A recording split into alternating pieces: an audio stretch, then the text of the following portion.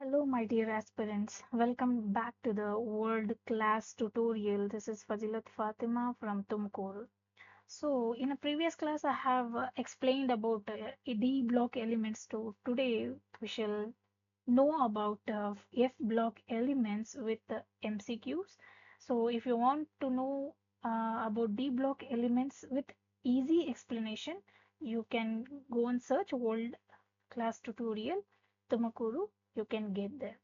So let's begin.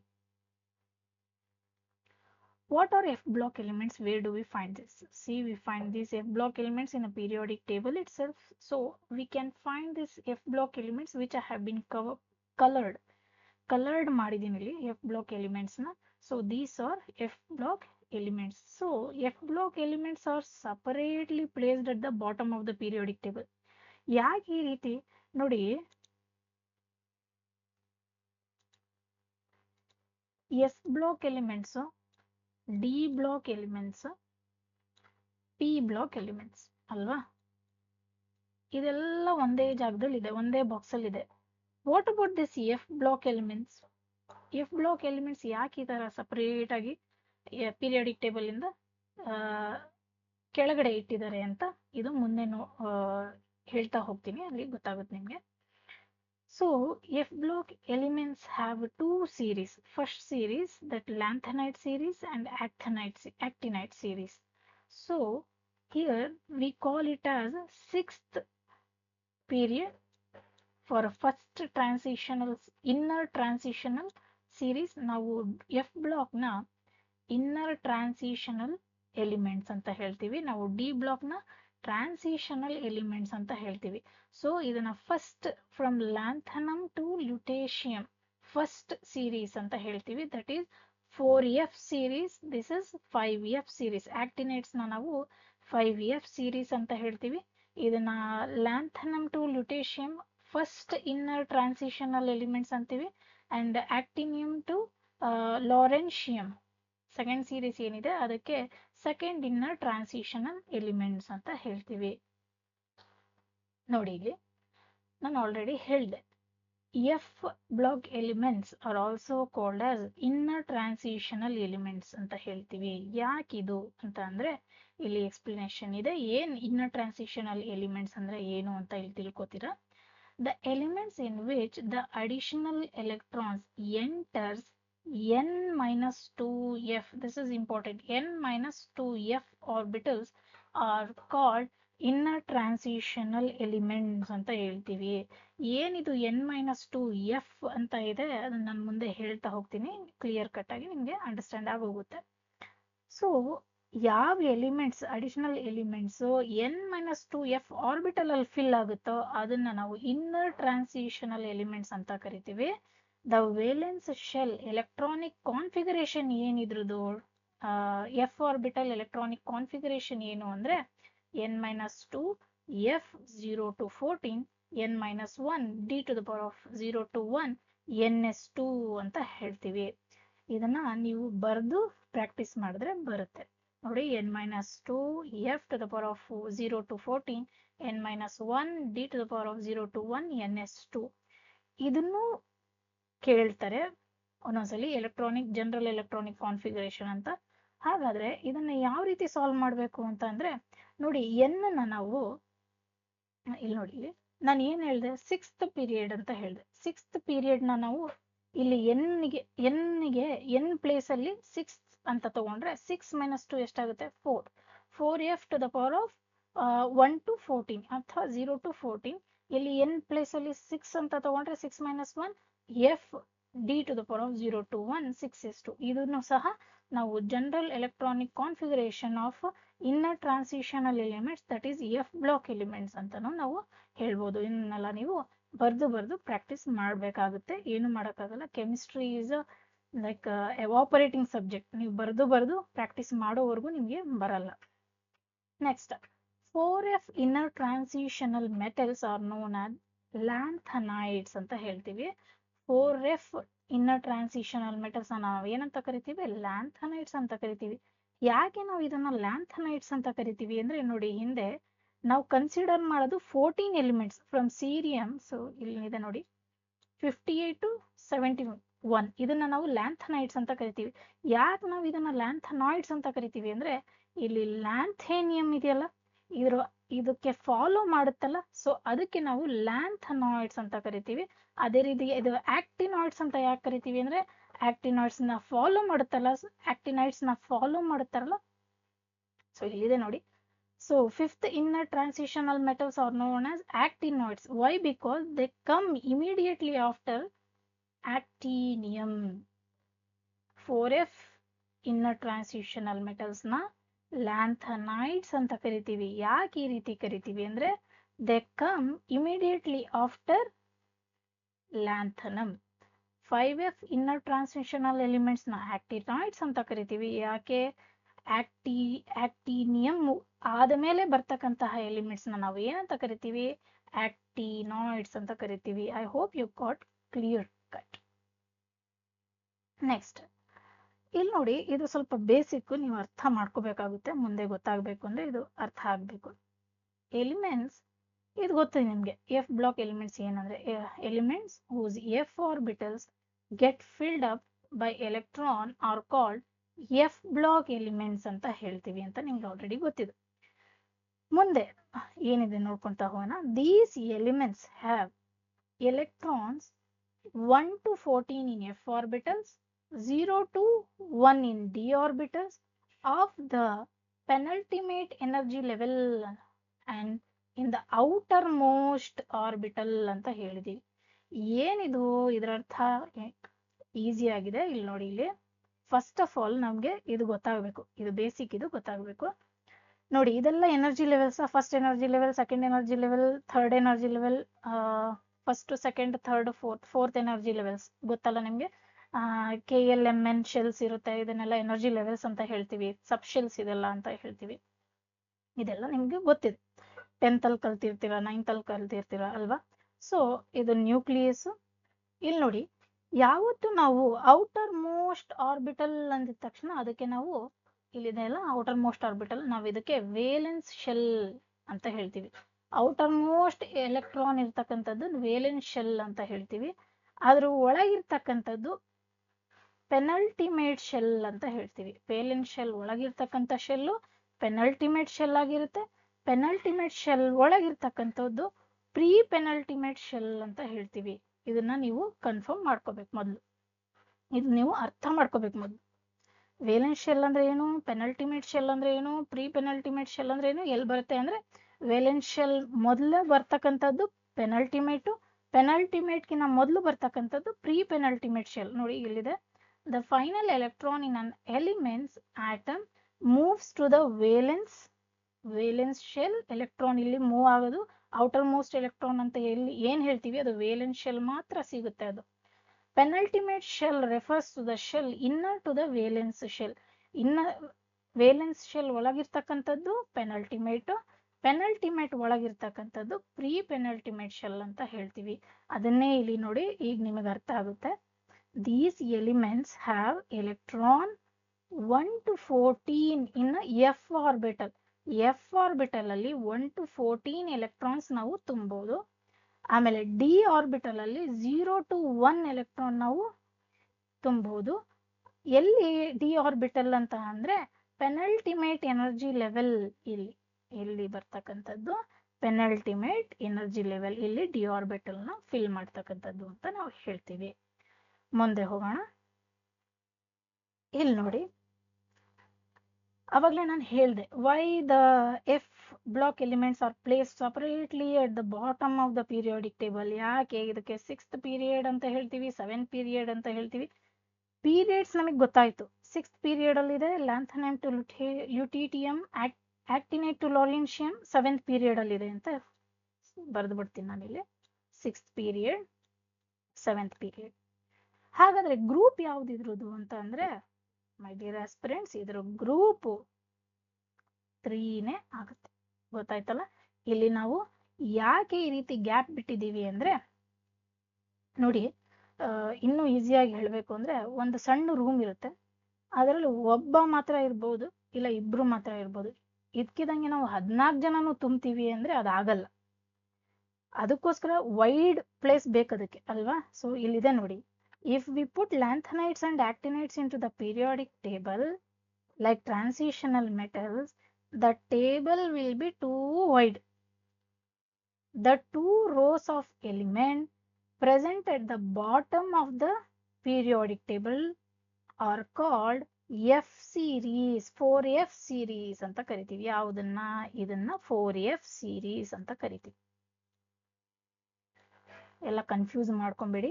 ಇದು 6th period, ಇದು 7th period, ಇದು ಥರ್ಡ್ ಗ್ರೂಪ್. ಇದು 4F series ಅಂತ ಹೇಳ್ತೀವಿ. ಇದನ್ನ 5F series ಅಂತ ಹೇಳ್ತೀವಿ. 5F actinoids ಅನ್ನ ಹೇಳ್ತೀವಿ. So they are also called as inner transitional elements. ಇದು ತಲೆಯಲ್ಲಿ ಇಟ್ಕೊಂಡಿರ್ಬೇಕು ಯಾವಾಗ. ಯಾಕೆ ಗೊತ್ತಾಯ್ತಾ? ಅಷ್ಟು 14 ಎಲಿಮೆಂಟ್ಸ್ ಇಲ್ಲಿ ತುಂಬಕ್ಕಾಗುತ್ತಾ? ಆಗಲ್ಲ, ಅಸಾಧ್ಯದ ಮಾತದು, ಸಾಧ್ಯ ಆಗಲ್ಲ. ಸೊ ಅದಕ್ಕೆ ನಾವು ಎಫ್ ಬ್ಲಾಕ್ ಎಲಿಮೆಂಟ್ಸ್ ನ ಯಾವತ್ತು ಸಪರೇಟ್ ಆಗಿ ಕೆಳಗಿರ್ತೀವಿ. ಈಗ ನಿಮ್ಗೆ ಕನ್ಫರ್ಮ್ ಆಗಿದೆ ಯಾಕೆ ಎಫ್ ಬ್ಲಾಕ್ ಎಲಿಮೆಂಟ್ಸ್ ಸಪರೇಟ್ ಆಗಿ ಇಡ್ತೀವಿ ಅಂತ. ನೆಕ್ಸ್ಟ್ ಹೋಗೋಣ ಸ್ನೇಹಿತರೆ. ಇಲ್ಲಿ ನೋಡಿ, ಎಲೆಕ್ಟ್ರಾನಿಕ್ ಕಾನ್ಫಿಗರೇಷನ್ ನೀವು ನೋಡ್ಬೋದು. ಝೆನಾನ್ ಇಂದ ತಗೊಂಡಿದ್ದೀವಿ. ಝೆನಾನ್ ಇಂದ ಲ್ಯಾಂಥನಮ್ ಯಾವ ಎಲಿಮೆಂಟ್ಸ್ ಬರ್ತವೆ ಮೊದಲು ನೋಡ್ಕೊಳ್ಳೋಣ. ಯಾವ್ದ್ರಲ್ಲಿ? ಲ್ಯಾಂಥನಾಯ್ಡ್ಸ್ ಅಲ್ಲಿ. ತದನಂತರ ಆಕ್ಟಿನಾಯ್ಡ್ಸ್ ನಾನು ಬೇರೆ ಕ್ಲಾಸ್ ಮಾಡ್ತೀನಿ. ಫಸ್ಟ್ ನಾವು ಲ್ಯಾಂಥನಾಯ್ಡ್ಸ್ ನ ಅರ್ಥ ಮಾಡ್ಕೊಳ್ಳೋಣ ಮೊದಲು. ಒಂದೊಂದೇ ಅರ್ಥ ಮಾಡ್ಕೊಂಡ್ರೆ ಈಸಿ ಆಗುತ್ತೆ. ಒಂದೇ ಸಲ ಎಲ್ಲ ಓದ್ತೀವಿ ಕೆಮಿಸ್ಟ್ರಿ ಅಂದ್ರೆ ಅದಾಗಲ್ಲ, ಕಷ್ಟ ಆಗುತ್ತೆ. ಸೊ ಓಕೆ, ನೋಡಿ ಇಲ್ಲಿ ಫಸ್ಟ್ ಇಂದ ಲ್ಯಾಂಥನಾಯ್ಡ್ಸ್ ನ ನೋಡ್ಕೊಂತ ಹೋಗೋಣ. ಏನೇನಿದೆ ಎಲಿಮೆಂಟ್ಸ್ ಅಂತ. ಲ್ಯಾಂಥನಮ್ ಇದೆ, ಸೀರಿಯಂ ಇದೆ, ಪ್ರೆಸೋಡೈಮಿಯಂ ಇದೆ, ನಿಯೋಡೈಮಿಯಂ ಇದೆ, ಪ್ರೋಮೀಥಿಯಂ ಇದೆ, ಸಮಾರಿಯಂ ಇದೆ, ಯುರೋಪಿಯಂ, ಗೆಡಾಲಿನಿಯಂ, ಟರ್ಬಿಯಂ, ಡಿಸ್ಪ್ರೋಸಿಯಂ, ಹೋಲ್ಮಿಯಂ, ಎರ್ಬಿಯಂ, ಟುಲಿಯಂ, ಎಟರ್ಬಿಯಂ, ಲ್ಯೂಟೇಷಿಯಂ, ಇದೆಲ್ಲ ಬರ್ತಕ್ಕಂಥದ್ದು ಲ್ಯಾಂಥನಾಯ್ಡ್ಸ್ ಅಲ್ಲಿ ಸ್ನೇಹಿತರೆ. ಇದು ನೋಡಿ, ಇದ್ರ ಆಟೋಮಿಕ್ ನಂಬರ್ ಎಲ್ಲಿಂದ 57 ಇಂದ ಹಿಡಿದು 71 ವರೆಗೂ ಬರ್ತಕ್ಕಂಥ ಎಲ್ಲಾ ಎಲಿಮೆಂಟ್ಸ್ ನಾವು ಲ್ಯಾಂಥನಾಯ್ಡ್ಸ್ ಅಂತ ಕರಿತೀವಿ ಸ್ನೇಹಿತರೆ. ಇದರಲ್ಲಿ ನೋಡಿ, ಎಲೆಕ್ಟ್ರಾನಿಕ್ ಕಾನ್ಫಿಗರೇಷನ್ ನೋಡಿದ್ರೆ ನಾವು ಝೆನಾನ್ ಇಂದ ತಗೊಂಡು 6s2 5d1 ಅಂತ ಬರಿತೀವಿ. ಅದಕ್ಕೆ ಲ್ಯಾಂಥನಮ್ಗೆ ನೋಡಿ, ಇಲ್ಲಿ ನೀವು ಒಂದ್ಸಲಿ ಅಬ್ಸರ್ವ್ ಮಾಡಿ, 4f1 ಈ FF ನೋಡ್ತಾ ಇದ್ದೀರಲ್ಲ ನೋಡಿ, ಇದು ವೇರಿ ಆಗ್ತಾ ಹೋಗ್ತಾ ಇದೆ. ಇಲ್ಲಿ 4f1 3 ಇದೆ, ಸಮ್ವೇರ್ ವಿ ಕ್ಯಾನ್ ಸಿ 4 5 6 7 ಎಲ್ಲಿವರೆಗೂ 14 ವರೆಗೂ ವೇರಿ ಆಗ್ತಾ ಇದೆ. ಎಫ್ ಮಾತ್ರ ಇಲ್ಲಿ 6s ನೋಡಿ, ಎಸ್ ಆರ್ಬಿಟಲ್ ನೋಡಿ, ಎಸ್ ಎಲ್ಲದಕ್ಕೂ 2 2 2 2 2 2 2 ಇದೆ. ಸೊ ಇದನ್ನ ಈಸಿಯಾಗಿ ನಾವು ನೋಡಿ ಓದ್ಕೋಬಹುದು. ಎಲೆಕ್ಟ್ರಾನಿಕ್ ಕಾನ್ಫಿಗರೇಷನ್ ನೋಡಿ, 3 ಕಡೆ ಮಾತ್ರ ಡಿ ಆರ್ಬಿಟಲ್ ತುಂಬಿದೆ ಲಾಸ್ಟ್ ಅಲ್ಲಿ. ಯಾವುದು? ಸೀರಿಯಂ ಅಲ್ಲಿ 5d1 ಇದೆ ಅಲ್ವಾ, ಗೆಡೋಲಿಯಂ ನಲ್ಲಿ 5d1 ಬರುತ್ತೆ, ಲ್ಯೂಟೇಷಿಯಂ ಅಲ್ಲಿ 5d1 ಬರುತ್ತೆ. ಅರ್ಥ ಆಯ್ತಾ? ನೋಡಿ ನೆಕ್ಸ್ಟ್ ರೇಡಿಯಸ್ ನೋಡಿ, ಇದು ತುಂಬಾ ಇಂಪಾರ್ಟೆಂಟ್. ಕೆಳಗ್ ಬರ್ತಾ ಬರ್ತಾ ಬರ್ತಾ ರೇಡಿಯಸ್ ಕಮ್ಮಿ ಆಗ್ತಾ ಹೋಗ್ತಾ ಇದೆ. ಇದಕ್ಕೂ ಒಂದು ಮೇನ್ ರೀಸನ್ ಅಂತ ಇದೆ, ಅದು ಲ್ಯಾಂಥನೈಡ್ ಕಾಂಟ್ರಾಕ್ಷನ್ ಅಂತ ಇದೆ ಸ್ನೇಹಿತರೆ. ಆ ಲ್ಯಾಂಥನೈಡ್ ಕಾಂಟ್ರಾಕ್ಷನ್ ಏನು ಅಂತ ನಾನು ನಿಮ್ಗೆ ತಿಳಿಸ್ಕೊಡ್ತೇನೆ. ಇಲ್ಲಿ ನೋಡಿ, 116 ನೆಕ್ಸ್ಟ್ 114 ಆಗ್ತದೆ, 14 ಇರೋದು 13 ಇರೋದು 111 11 ಇರೋದು 111 ಇರೋದು 109, ಈ ರೀತಿ ಬರ್ತಾ ಬರ್ತಾ ಕಮ್ಮಿ ಆಗ್ತಾ ಹೋಗ್ತಿದೆ. ಇದಕ್ಕೆ ಮೇನ್ ಕಾರಣ ಸ್ನೇಹಿತರೆ ಲ್ಯಾಂಥನೈಡ್ ಕಾಂಟ್ರಾಕ್ಷನ್ ಅಂತ ಹೇಳ್ತೀವಿ. This is very much important, very very important. ಇದನ್ನ ನೀವು ಎಫ್ ಬ್ಲಾಕ್ ಎಲಿಮೆಂಟ್ಸ್ ಕಲಿತಿದ್ದೀರಾ ಅಂದ್ರೆ ಲ್ಯಾಂಥನೈಡ್ ಕಾಂಟ್ರಾಕ್ಷನ್ ಬಗ್ಗೆ ತಿಳಿಲೇಬೇಕು. ಆಯ್ತಾ? ಏನಿದು ಲ್ಯಾಂಥನೈಡ್ ಕಾಂಟ್ರಾಕ್ಷನ್ ಅಂದ್ರೆ ಸ್ನೇಹಿತರೆ, the shielding effect of 4f is very smaller than d orbital as 4f orbital is much diffuses in nature. ಇದೇನಿದು ಹಿಂಗೆ ಕೊಟ್ಟಿದ್ದಾರೆ ಮ್ಯಾಮ್, ಅರ್ಥ ಆಗ್ತಿಲ್ಲ ಅಂದ್ರೆ ಈಗ ಅರ್ಥ ಆಗುತ್ತೆ. ಅರ್ಥ ಮಾಡಿಸೋದು ನನ್ನ ಕರ್ತವ್ಯ, ತಿಳ್ಕೊಳ್ಳೋದು ನಿಮ್ಮ ಕರ್ತವ್ಯ. ಸೊ ಇಲ್ಲಿ ನಾನು ಒಂದು ಗ್ರಾಫ್ ನ ಕೊಟ್ಟಿದ್ದೀನಿ ಸ್ನೇಹಿತರೆ, ನೋಡ್ಬೋದು. ಮೇಲ್ ಹೋಗ್ತಾ ಹೋಗ್ತಾ ಅಯೋನಿಕ್ ರೇಡಿಯಸ್ ನಾನು ಮೆನ್ಷನ್ ಮಾಡಿದ್ದೀನಿ, ಕೆಳಗಡೆ ಎಲಿಮೆಂಟ್ಸ್ ನಾನು ಮೆನ್ಷನ್ ಮಾಡಿದ್ದೀನಿ. ಏನಿದು ನೋಡಿ, ನೀವು ಗ್ರಾಫ್ ನೋಡ್ತಾ ಇದ್ರೆ ಇಲ್ಲಿ ನೋಡಿ, ಬರ್ತಾ ಬರ್ತಾ ಬರ್ತಾ ಕಮ್ಮಿ ಆಗ್ತಾ ಹೋಗ್ತಾ ಇದೆ, ಡಿಕ್ರೀಸ್ ಆಗ್ತಾ ಹೋಗ್ತಾ ಇದೆ. ಅಯೋನಿಕ್ ರೇಡಿಯಸ್ ಡಿಕ್ರೀಸ್ ಆಗ್ತಾ ಇದೆ, ನೋಡಿದೀರಾ? ನೋಡಿ ಇಲ್ಲಿ ಲ್ಯಾಂಥನೈಟ್ ಕಾಂಟ್ರಾಕ್ಷನ್ ಏನು ಅಂದ್ರೆ a decrease in atomic and ionic radii from lanthanum to lutetium. ಇಲ್ಲಿ ನೋಡಿ, ಇಲ್ಲಿ ಫ್ರಮ್ ಲ್ಯಾಂಥನಮ್ ಟು ಲ್ಯುಟೇಷಿಯಂ ಏನಾಗ್ತಾ ಇದೆ ಅಂದ್ರೆ ಅಯಾನಿಕ್ ರೇಡಿಯೇ ಡಿಕ್ರೀಸ್ ಆಗ್ತಾ ಹೋಗ್ತಿದೆ. ಇಲ್ಲಿ ನೋಡಿ, ನಾನು ಹೇಳಿದ್ನಲ್ಲ, ಇಲ್ಲಿ ನೋಡಿ ಡಿಕ್ರೀಸ್ ಆಗ್ತಾ ಹೋಗ್ತಿದೆ. ಯಾಕೆ? It is observe, that is called as lanthanide contraction. ಇದಕ್ಕೆ ಮೇನ್ ರೀಸನ್ ಏನಂದ್ರೆ ಸ್ನೇಹಿತರೆ, ಇಲ್ಲಿ ನೋಡಿ ಶೀಲ್ಡಿಂಗ್ ಎಫೆಕ್ಟ್ ಅಂತ ಹೇಳ್ತೀವಿ. ಏನಿದು ಶೀಲ್ಡಿಂಗ್ ಎಫೆಕ್ಟ್ ಅಂದ್ರೆ ಸ್ನೇಹಿತರೆ, ಇಲ್ಲಿ ನ್ಯೂಕ್ಲಿಯಸ್ ಇರುತ್ತೆ, ಇದು ಆಟಮ್ ಸ್ಟ್ರಕ್ಚರ್ ನಿಮಗೆ ಗೊತ್ತಿರುತ್ತೆ. ಆಟಮ್ ಅಲ್ಲಿ ನ್ಯೂಕ್ಲಿಯಸ್ ಇರುತ್ತೆ, ಎಲೆಕ್ಟ್ರಾನ್ಸ್ ರಿವಾಲ್ವ್ ಆಗ್ತಾ ಇರುತ್ತೆ, ಗೊತ್ತಿದೆಯಾ? ನ್ಯೂಕ್ಲಿಯಸ್ ಚಾರ್ಜ್ ಏನು? Positive charge. ಎಲೆಕ್ಟ್ರಾನ್ ರಿವಾಲ್ವ್ ಆಗ್ತಾ ಇರುತ್ತಲ್ಲ, ಇದಕ್ಕೆ ನೆಗೆಟಿವ್ ಚಾರ್ಜ್ ಅಂತ ತಗೊಂಡ್ರೆ, ಯಾವಾಗ್ಲೂ ನ್ಯೂಕ್ಲಿಯಸ್ ಏನ್ ಮಾಡುತ್ತೆ, ಹತ್ರ ಇರ್ತಕ್ಕಂತಹ ಎಲೆಕ್ಟ್ರಾನ್ಸ್ ತನ್ನ ಹತ್ರ ಸೆಳೀತಾ ಇರುತ್ತೆ. ಇಲ್ಲಿರ್ಬೋದು, ಯಾವ್ದು ಹತ್ರ, ಇದು ಸ್ವಲ್ಪ ಹತ್ರ ಇದೆ, ಇದನ್ನು ಎಳಿಯಕ್ ಪ್ರಯತ್ನ ಪಡುತ್ತೆ. ಬಟ್ ಇಲ್ಲಿ ಶೀಲ್ಡಿಂಗ್ ಎಫೆಕ್ಟ್ ಇರುತ್ತಲ್ಲ, ಇದು ತಡೆಯುತ್ತೆ. ನೋಡಿ, ಇಲ್ಲಿ ನಾನು ತೋರಿಸ್ತೀನಿ. ನ್ಯೂಕ್ಲಿಯಸ್ ಅನ್ನೋದಿದ್ರೆ ಇದು ಪಾಸಿಟಿವ್, ಇಲ್ಲಿ ನ್ಯೂಕ್ಲಿಯಸ್ ಇದೆ ಅಲ್ವಾ, ಇಲ್ಲಿ ಎಲೆಕ್ಟ್ರಾನ್ಸ್ ಇದೆ, ಇದು ಹತ್ರ ಇದೆ, ಅದಕ್ಕೆ ಇದು ಅಟ್ರಾಕ್ಟ್ ಮಾಡುತ್ತೆ ಈಸಿಯಾಗಿ. ಇಲ್ಲಿ ಇದೆಯಲ್ಲ ಔಟರ್ ಮೋಸ್ಟ್ ಶೆಲ್, ನಾನು ಏನಂದೆ ವೇಲೆನ್ಸ್ ಶೆಲ್ ಅನ್ನಲ್ಲ, ಇದು ಬೇಗ ಅಟ್ರಾಕ್ಟ್ ಮಾಡಕ್ ಆಗಲ್ಲ. ಯಾಕೆ? ಇಲ್ಲಿ ಶೀಲ್ಡ್ ಇರುತ್ತೆ, ಒಂದು ಕವಚ ಇರುತ್ತೆ. ಎಲೆಕ್ಟ್ರಾನು ಇಲ್ಲಿ ಜಾಸ್ತಿ ಇದ್ದಾಗ, ಈ ಶೆಲ್ ಅಲ್ಲಿ ಜಾಸ್ತಿ ಇದ್ದಾಗ ನ್ಯೂಕ್ಲಿಯಸ್ ಔಟರ್ ಮೋಸ್ಟ್ ಎಲೆಕ್ಟ್ರಾನ್ ನ ಅಟ್ರಾಕ್ಟ್ ಮಾಡಕ್ ಆಗಲ್ಲ. ಇಫ್ ಇನ್ ಕೇಸ್ ಇದೇ ಪೂರಾಗಿದ್ರೆ, ಎಲೆಕ್ಟ್ರಾನ್ ಇಲ್ಲೇ ಕಮ್ಮಿ ಇದ್ರೆ, ಈ ಶೆಲ್ ಅಲ್ಲಿ ಎಲೆಕ್ಟ್ರಾನ್ ಕಮ್ಮಿ ಇದ್ರೆ, ಈ ಎಲೆಕ್ಟ್ರಾನ್ ನ ಆರಾಮಾಗಿ ಇದು ತನ್ನಂತಾನಲ್ಲಿ ಎಳ್ಕೊಳ್ಳುತ್ತೆ. ಇದು ಯಾವ ರೀತಿ ಎಳ್ಕೊಳ್ಳುತ್ತೆ ಅಂದ್ರೆ, ಈ ಎಲೆಕ್ಟ್ರಾನ್, ಈ ಆಟಮ್ ಇನ್ ಸೈಜು ಡಿಕ್ರೀಸ್ ಆಗ್ತಾ ಹೋಗುತ್ತೆ, ಕಮ್ಮಿ ಆಗ್ತಾ ಹೋಗ್ತಾ ಇರುತ್ತೆ. ಇದಕ್ಕೆ ನಾವು ಏನಂತ ಕರಿತೀವಿ ಅಂದ್ರೆ ಶೀಲ್ಡಿಂಗ್ ಎಫೆಕ್ಟ್ ಅಂತ ಕರಿತೀವಿ. ಸೊ ಈ ಎಫ್ ಆರ್ಬಿಟಲ್ ಅಲ್ಲಿ it has poor shielding effect. For that sake we are getting lanthanide contraction. ಕಮ್ಮಿ ಆಗ್ತಾ ಹೋಗುತ್ತೆ. ಕಾಂಟ್ರಾಕ್ಷನ್ ಅಂದ್ರೆ ಕಮ್ಮಿ ಆಗ್ತಾ ಹೋಗ್ತಾ ಇರುತ್ತೆ. So this is the main reason for why shielding effect. So why we are getting shielding effect here. ಯಾಕೆ lanthanide contraction ಯಾಕೆ ಆಗ್ತಾ ಇದೆ ಅಂದ್ರೆ ಶೀಲ್ಡಿಂಗ್ ಎಫೆಕ್ಟ್. ಗೊತ್ತಾಯ್ತಾ? ನೆಕ್ಸ್ಟ್, ಕಲರ್ ಆಫ್ ಲ್ಯಾಂಥನೈಡ್ಸ್ ಏನಿದು? ಇದು ಇಂಪಾರ್ಟೆಂಟ್. ನೋಡಿ, ಇಲ್ಲಿ ಡಿ ಆರ್ಬಿಟಲ್ಸ್ ಅಲ್ಲಿ ಬರ್ತಕ್ಕಂತಹ ಎಲಿಮೆಂಟ್ಸ್ ಅಲ್ಲೂ ಕಲರ್ ಇತ್ತು. ಈಗ ಎಫ್ ಬ್ಲಾಕ್ ಅಲ್ಲಿ ಬರ್ತಕ್ಕಂತಹ ಎಲ್ಲಾ ಎಲಿಮೆಂಟ್ಸ್ ಅಲ್ಲೂ ಕಲರ್ ಇದೆ. ಎಲ್ಲ ಅಂತ ಹೇಳಕ್ಕಾಗಲ್ಲ, ಸಮ್ ವಾಟ್, ಕೆಲವರಲ್ಲಿ ಇರಲ್ಲ.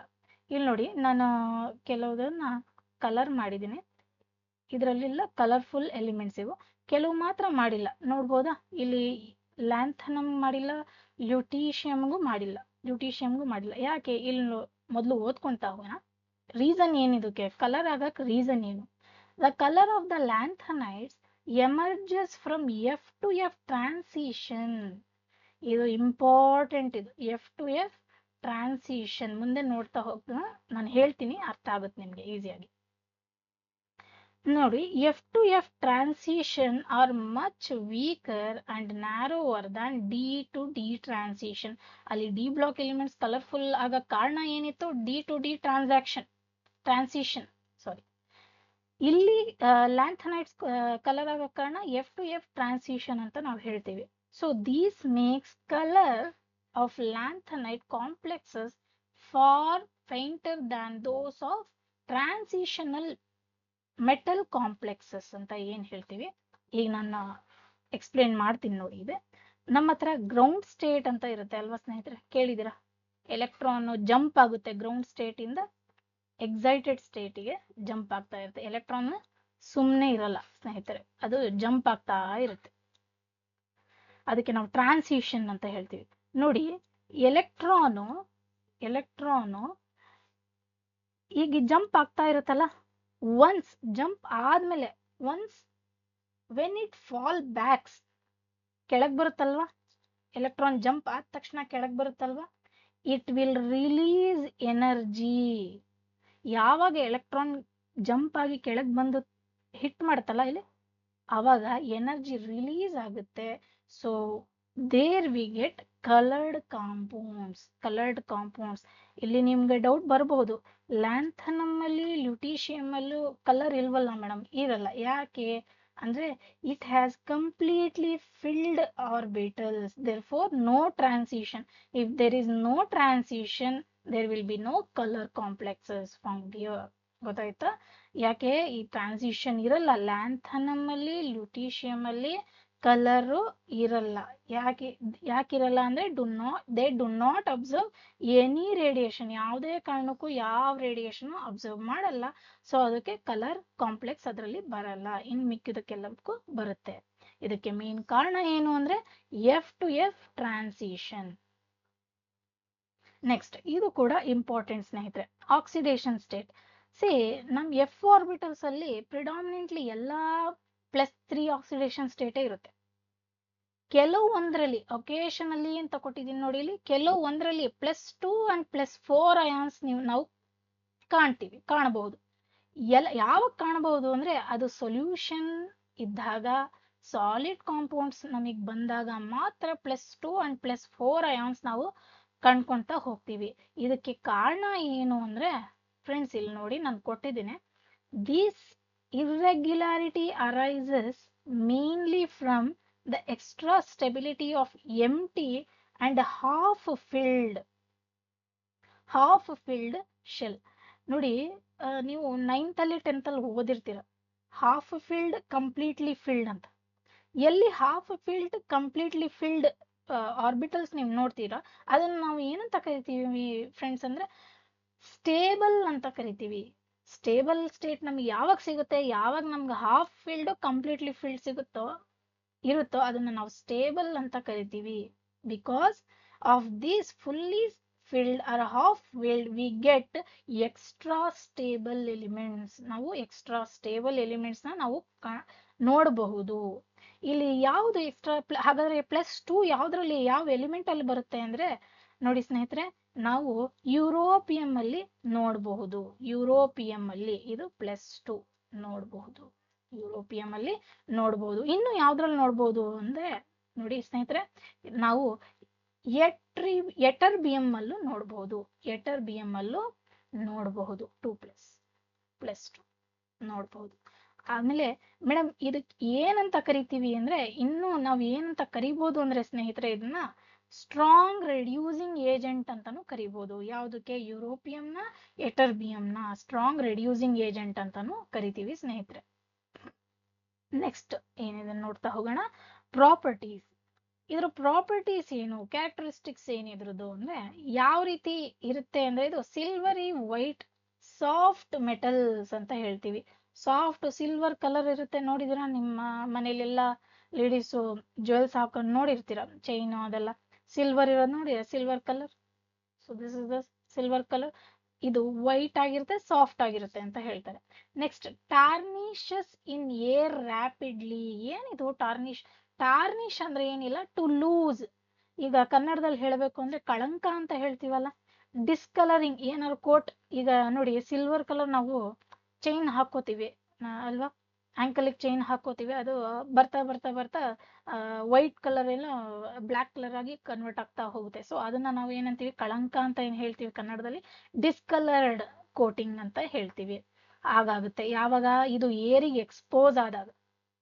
ನೆಕ್ಸ್ಟ್ ನೋಡೋಣ, hardness increases with increasing atomic number.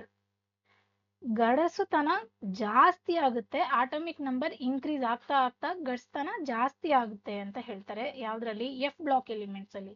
ಆಮೇಲೆ ಎಕ್ಸೆಪ್ಷನ್ ಇದೆ ನೋಡಿ ಇಲ್ಲಿ, ಸಮೇರಿಯಂ ಬೀಯಿಂಗ್ ಸ್ಟೀಲ್ ಹಾರ್ಡ್. ನೋಡಿ ಒಂಥರ ಸಮೇರಿಯಂನ ನೀವು ಯಾವ ರೀತಿ ನೆನ್ಪಿಟ್ಕೋಬೇಕು ಅಂದ್ರೆ, ಸಮ್ರಾಟ್ ಅಂದ್ರೆ ಏನೋ ರಾಜ, ಇವನೊಬ್ಬ ಸುಪೀರಿಯರ್. ಏಂತಕ್ ಸುಪೀರಿಯರ್ ಅಂತ ಅಂತೀವಿ ಅಂದ್ರೆ, ಈ ರಾಜ ಅಲ್ವಾ ಇವನ್ ರಾಜ ಅಲ್ವಾ, ಅದಕ್ಕೆ ಹಾರ್ಡೆಸ್ಟ್ ಮೆಟಲ್ ಎಲ್ಲಾರ್ಗು ಕಂಪೇರ್ ಮಾಡಿದ್ರೆ ಇವನು ಹಾರ್ಡೆಸ್ಟ್, ತುಂಬಾ ಪವರ್ಫುಲ್ ಅಂತ ನೀವು ನೆನ್ಪಿಗೆ ಇಟ್ಕೋಬೇಕು. ಸಮ್ರಾಟ್ ಅಂತ ನೆನ್ಪು ಇಟ್ಕೊಬೇಕು, ಸಮ್ರಾಟ್ ಅಂದ್ರೆ samarium. Next good conductor of heat and electricity. ಇದು ಸಹ ಎಲ್ಲ ಮೆಟಲ್ಸ್ ಇದ್ದ ಹಾಗೆ good conductor of heat and electricity ಇರುತ್ತೆ ಸ್ನೇಹಿತರೆ. ನೆಕ್ಸ್ಟ್ ಇದು ಇಂಪಾರ್ಟೆಂಟ್ ನೋಡಿ, melting point ranges between 1000 to 1200 Kelvin, but SM, see again comes Samrat, samarium melts at 1623 Kelvin. ಎಲ್ಲಾ ಮೆಟಲ್ಸು ಯಾವಾಗ ಮೆಲ್ಟ್ ಆಗುತ್ತೆ ಅಂದ್ರೆ ಮೆಲ್ಟಿಂಗ್ ಪಾಯಿಂಟ್ ಎಷ್ಟಿರುತ್ತೆ ಅದ್ರದ್ದು 1000 ದಿಂದ 1200 ಕೆಲ್ವಿನ್ ವರೆಗೂ ಇರುತ್ತೆ. ಅಂದ್ರೆ ಇವನ್ ಸೆಮೇರಿಯಮ್ದು ಮಾತ್ರ 1623 ಕೆಲ್ವಿನ್ ಇರುತ್ತೆ. ಇವನೊಬ್ನೇ ಸಮ್ರಾಟ್. ಅದಕ್ಕೆ ನಾನು ಏನ್ ಹೇಳ್ದೆ, ಕಿಂಗ್ ಅಂತ ಹೇಳ್ದೆ. ನೆಕ್ಸ್ಟ್ ಸ್ವಲ್ಪ MCQ ಇದೆ ಸ್ನೇಹಿತರೆ, ಅದನ್ನ ಸಾಲ್ವ್ ಮಾಡ್ತಾ ಹೋಗೋಣ. ಸೊ ಕಾನ್ಫಿಡೆನ್ಸ್ ಬರ್ತಾ ಹೋಗುತ್ತೆ ನಿಮ್ಗೆ F ಬ್ಲಾಕ್ ಎಲಿಮೆಂಟ್ಸ್ ಅಲ್ಲಿ. ಫಸ್ಟ್ ಕ್ವಶನ್ ಏನಿದೆ, what happens to the atomic size of lanthanides as the atomic number increases? ಏನಾಗುತ್ತೆ? The radius remains unchanged, the radius first increases then decreases, the radius increases, the radius decreases. ಏನಾಗುತ್ತೆ ಇದರಲ್ಲಿ? ಯೋಚನೆ ಮಾಡಿ ನೋಡಿ. ನಾನು ಹೇಳ್ದೆ ಇಲ್ಲಿ ಲ್ಯಾಂಥನೈಡ್ ಕಾಂಟ್ರಾಕ್ಷನ್ ಅಲ್ಲಿ ಹೇಳ್ದೆ ಏನಾಗುತ್ತೆ, ರೇಡಿಯಸ್ ಏನಾಗುತ್ತೆ, ರೇಡಿಯಸ್ ಡಿಕ್ರೀಸ್ ಆಗ್ತಾ ಹೋಗುತ್ತೆ. Lanthanide contraction is the steady decreases in atomic and ionic radii of lanthanide as atomic radii increases, atomic number increases. Next question ನೋಡಿ, which of the following is not a lanthanide property? ಯಾವುದು property ಅಲ್ಲ? ಈಗ ತಾನೇ ನಾನು ಹೇಳ್ದೆ they are soft metal with white silvery colour ಇದೆ. They tarnishes rapidly by air, ಅದು ಆಗುತ್ತೆ. The hardness of metal increases with increasing atomic number, ಅದು ಇದೆ. ದ ಮೆಲ್ಟಿಂಗ್ ಪಾಯಿಂಟ್ ರೇಂಜಸ್, ನೋಡಿಲಿ metal ranges from 500 to 1000 kelvin. ತಪ್ಪು. Ranges ಎಷ್ಟು? ಹಿಂದೆ ನೋಡಿ, it ranges from 1000 to 1200 Kelvin. So this will be the incorrect one. What, next question, what is the lanthanide's final element? ಯಾವುದು ಸ್ನೇಹಿತರೆ final element? ಲ್ಯೂಟೇಟಿಯಂ, ಲ್ಯೂಟೇಷಿಯಂ ಅಂತ ಹೇಳ್ತೀವಿ. ಇದು ಆಟೋಮಿಕ್ ನಂಬರ್ 71. ಹಾಗಾದ್ರೆ ಇದ್ರಲ್ಲಿ ಫಸ್ಟ್ ಬರೋದು ಯಾವುದು? ಎರ್ಬಿಯಂ ಬರುತ್ತೆ, ಸೆಕೆಂಡ್ ಬರೋದು ಥೋಲಿಯಂ ಬರುತ್ತೆ, ನೆಕ್ಸ್ಟ್ ಎಟರ್ಬಿಯಂ ಅಂದ್ರೆ 68, 69, 70 ಇದರ atomic number 70.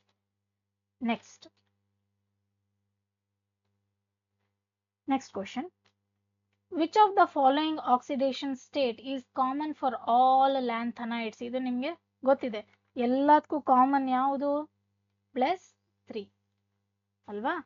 Next, which of the following lanthanides show +2 oxidation state besides the characteristics oxidation state +3 of lanthanides? ಯಾವುದು? +2 ಆಕ್ಸಿಡೇಷನ್ ಸ್ಟೇಟ್ಸ್ ಯಾವ್ದು ತೋರಿಸುತ್ತೆ? ನಾನು ಹೇಳ್ದೆ ಅಲ್ವಾ, ಯುರೋಪಿಯಂ ತೋರಿಸುತ್ತೆ, ಎಟರ್ಬಿಯಂ ತೋರಿಸುತ್ತೆ ಅಲ್ವಾ? ನೆಕ್ಸ್ಟ್ ಹೋಗೋಣ. Sixth question, which of the following statement concerning lanthanides elements is false? ಯಾವುದು ಇದು ತಪ್ಪಾಗಿದೆ ಅಂತ ಕೇಳ್ತಿದ್ದಾರೆ. ನೋಡಿ, lanthanides R separated from one another by ionic exchange method. Option number B, ionic radii of trivalent lanthanides steadily increases with increase in atomic number. ಕರೆಕ್ಟಾ ಇದು? ಇದು ನೋಡಿ, all lanthanides are highly dense metal. Next, more characteristic oxidation state of lanthanide elements is +3. ಇದು ಸರಿ ಇದೆ. The option number B is the false one. ಅಲ್ವಾ? Option number B. ಯಾಕೆ? The ionic radii of lanthanide element decreases steadily with increasing in atomic number. ಯಾಕೆ? Due to lanthanide contraction ಅಲ್ವಾ? ಹಿಂದೆ ಹೇಳಿದ್ದೆ, ನೆನಪಿಸ್ಕೊಳ್ಳಿ. Next, which of the following statement is not correct? Incorrect. ಯಾವ್ದು ಇದು incorrect ಅಂತಂದ್ರೆ ಇದ option number A, LaOH, lanthanide oxide, is less basic than lutetium hydroxide. Next, in lanthanide series, ionic radius of lanthanum ion decreases. Option C, lanthanum is actually an element of transition series rather than lanthanide series. Atomic radii of zirconium and hafnium are same because of lanthanide contraction. ಯಾವ್ದು ಸರಿ ಇರ್ಬೋದು ಇದು? False, which is incorrect. C, option A is incorrect, not correct. ಯಾಕೆ ಅಂದ್ರೆ lanthanum hydroxide is more basic, not less basic. ಜಾಸ್ತಿ basic ಇರುತ್ತೆ when compared to lutetium hydroxide. ಯಾಕೆ ಅಂದ್ರೆ due to less polarising power and less ionic character. Due to less polarising power and less ionic character. Next question ನೋಡ್ತಾ ಹೋಗೋಣ. ನೋಡಿ, ಇದು ಸಹ important. ಯಾವುದು ಈ ಸೆಂಟೆನ್ಸ್ ಇದೆಯಲ್ಲ, atomic radii of zirconium and hafnium are same because of lanthanide contraction. ಇದು ಸಹ ಇಂಪಾರ್ಟೆಂಟ್, ಇದು ಸಹ ಕೇಳ್ತಾರೆ. Identify the incorrect statement among the following. ಯಾವುದ್ರಲ್ಲಿ ಇನ್ಕರೆಕ್ಟ್ ಸ್ಟೇಟ್ಮೆಂಟ್ ಇದೆ ನೋಡಿ. Option A, 4f and 5f orbital are equally shielded. D block elements show irregular and erratic chemical properties among themselves.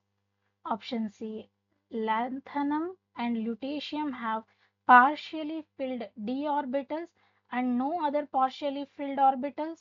Option D, the chemistry of various lanthanoids is very similar. ಯಾವ್ದಿರಬಹುದು ಇದರಲ್ಲಿ incorrect statement? Option A is the incorrect statement. Option A is the incorrect statement. Next ನೋಡ್ತಾ ಹೋಗೋಣ.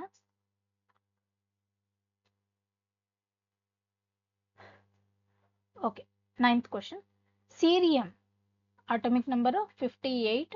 Cerium, atomic number 58, is an important member of the lanthanides.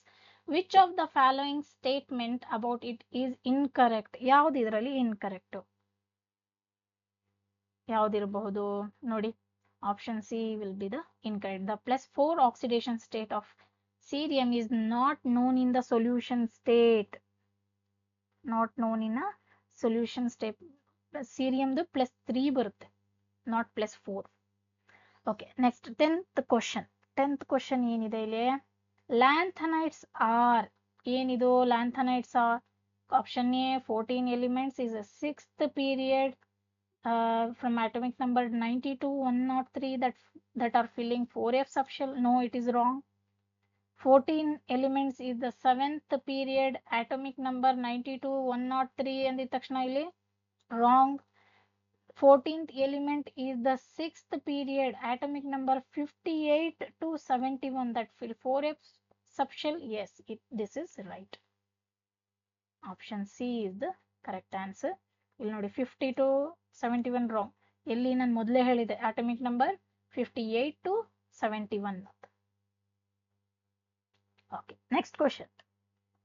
11th question. Which of the following is more basic? ಹೇಳಿದ್ದೆ ನಾನು. ಯಾವುದು more basic? Option number A, cerium hydroxide is the more basic. ಯಾಕೆ?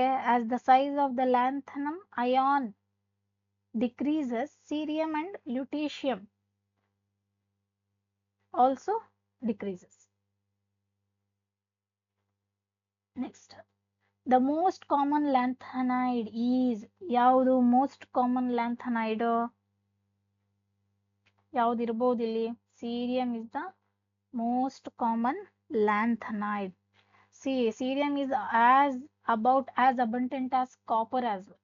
Okay, next 13th question. Most of the lanthanides are colored due to the presence of unpaired electron which undergoes, ಇದು ನಿಮಗೆ ಗೊತ್ತಿದೆ, ಹೇಳಿದೆ ಅಲ್ವಾ, F to F transition. Why? Because it has unpaired electrons and few have completely filled. Next, the electronic configuration of cerium is, ಏನಿದೆ electronic configuration cerium ದು? Xenon 4f1 5d1 6s2. This is the electronic configuration of cerium. Next ನೋಡಿ, last question. 15th, lanthanides and actinides are also called as, ನೀವೇ ಹೇಳ್ಬೋದು ಏನು, in transitional elements. Okay, this finishes F block elements, my dear friends. ನೋಡಿ friends, please like, subscribe and share whoever preparing for the government examination, that to HSTR. ನೋಡಿ, ನೀವು like ಮಾಡಿದಾಗೆಲ್ಲ ನಮಗೆ ಒಂದು ಪ್ರೋತ್ಸಾಹ ಸಿಗುತ್ತೆ, ಇನ್ನೂ ಚೆನ್ನಾಗಿ ಮಾಡೋಣ, ಇನ್ನೂ ಚೆನ್ನಾಗಿ ಈಸಿಯಾಗಿ ಹೇಳ್ಕೊಡೋಣ. ಯಾಕಂದರೆ ಇಷ್ಟೆಲ್ಲ PPT ಮಾಡಬೇಕು, ಇಷ್ಟೆಲ್ಲ ಈಸಿಯಾಗಿ ಎಕ್ಸ್ಪ್ಲೇನ್ ಮಾಡಬೇಕು ಅಂದರೆ ಅದು ಅಷ್ಟು ಈಸಿ ಅಲ್ಲ. ನಾವು ಇದ್ರ ಹಿಂದೆ ತುಂಬ ಕಷ್ಟಪಟ್ಟಿರ್ತೀವಿ. So okay, thank you one and all.